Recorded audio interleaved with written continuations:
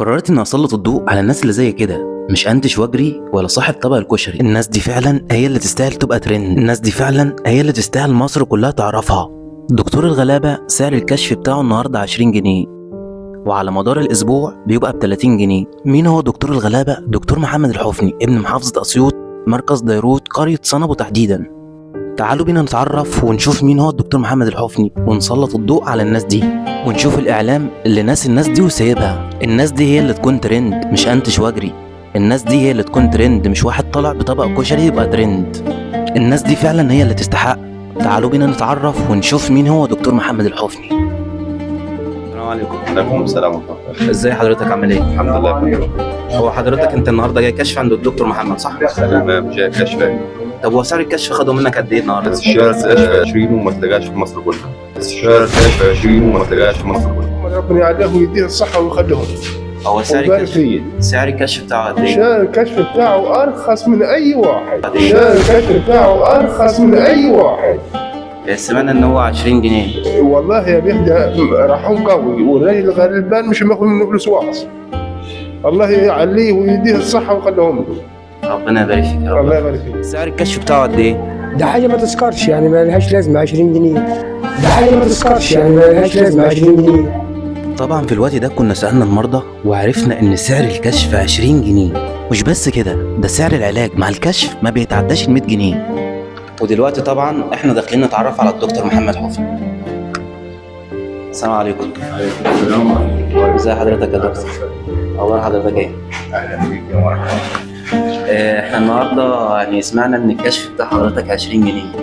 اولا نحب نتعرف مين هو الدكتور محمد؟ محمد الحفني عبد العال. خريج 75 يعني، لي من سنة 75 25 و 22 يعني 47 سنة طبيب.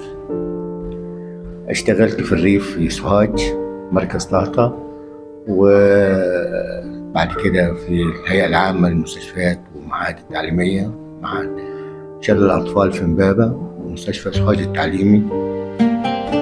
وبعدين سافرت العراق ورجعت اشتغلت في التأمين الصحي.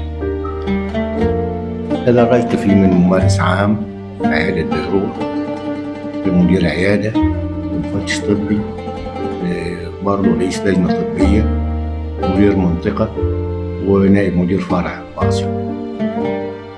اهلا وسهلا بك يا دكتور. والله احنا يعني بصراحه لما عرفنا ان سعر الكشف في وسط الغلاء اللي احنا سامعينه حاليا ووسط الظروف اللي بتمر بها البلاد، يعني 20 جنيه يعني مبلغ بسيط يعتبر، وبسم الله ما شاء الله حضرتك غني عن التعريف. كنا بس حابين يعني اول بدايه حضرتك، يعني الكشف كان عامل قد ايه مثلا؟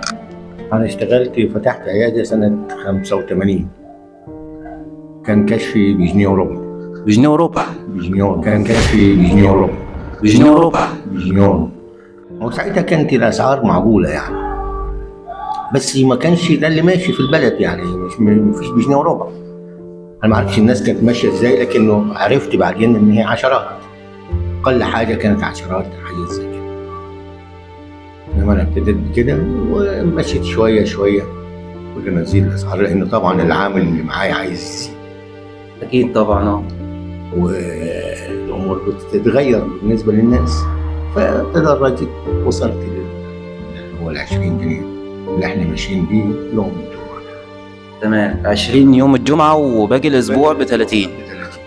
تمام. وما كانش كده فعلا يعني، انا زودت قليل باسباب خارجه عن ارادتي، لاني انا لقيت اجهزه وهيئات مطالباني بمبالغ كبيره ما اقدرش ادفعها، وفي الحاله دي ما تدفعش مع الاجهزه دي ومع الهيئات دي السجن، ما عندهمش حاجه تاني.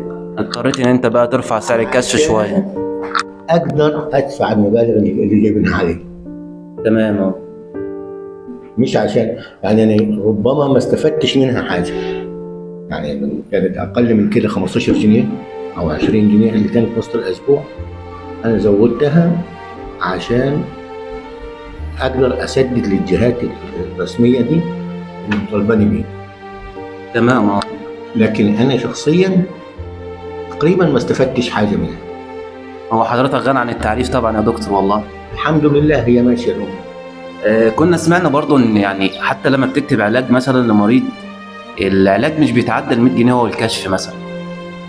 لا لو ما فيش 100 جنيه خالص، هو بالكثير يوصل 60 70 جنيه.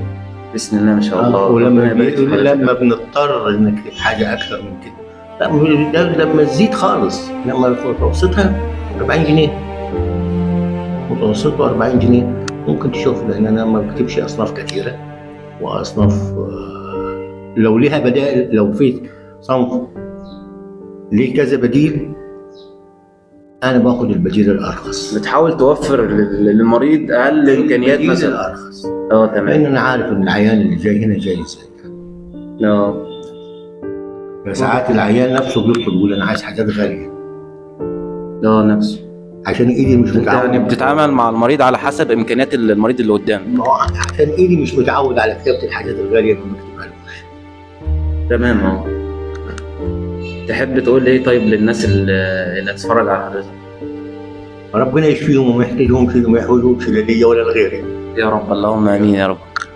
وانا النهارده بتشرف وليا الشرف الكبير جدا طبعا ان انا بصور مع الدكتور محمد الحفني ابن محافظه اسيوط مركز ديروت قريه صنبو تحديدا.